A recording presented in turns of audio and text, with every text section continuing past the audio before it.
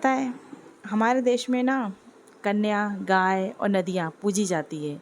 और देखा जाए ना तो ये तीनों बुरी हालत में हैं।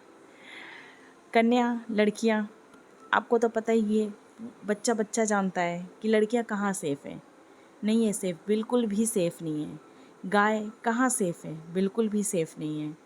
और रही बात नदियों की, जिन्हें हम पूज्य मानते हैं, बिल्कुल भी सेफ़ नहीं है वो भी।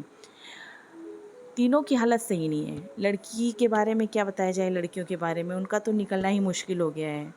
चाहे वो फिर डॉक्टर हो, चाहे इंजीनियर हो, चाहे वो किसी भी क्षेत्र की लड़कियां हो, कहीं भी सेफ़ नहीं है, है ना। कहीं भी बिल्कुल भी सेफ़ नहीं है, सभी को पता है, पूरे देश को पता है, ठीक है ना। और रही बात गाय की, तो हम जब भी कहीं के लिए भी निकलते हैं जाने के लिए, तो पूरी रोड गायों से भरी होती है, बिल्कुल भी सुरक्षित नहीं है गाय। और गाय के साथ इंसान भी सुरक्षित नहीं है ना। जहाँ चाहे जहाँ गाय की वजह से, ख़ास तौर पे रात के अंधेरे में तेज़ बाइक चलाते हुए, तेज़ रफ्तार से गाड़ियाँ आती हुई गाय को मतलब कुचलती हुई, गाय गौ हत्या तो हो ही रही है, साथ में इंसान भी चला जा रहा है, अनसेफ है। सिर्फ इंसान 2 मिनट का टाइम निकाल के उन गायों को भगा देना वहाँ से, तो न जाने कितनी जानें बची जा सकती है और कितनी गौ हत्या बची जा सकती है। और रही बात नदियों की, कहाँ सुरक्षित है नदियाँ।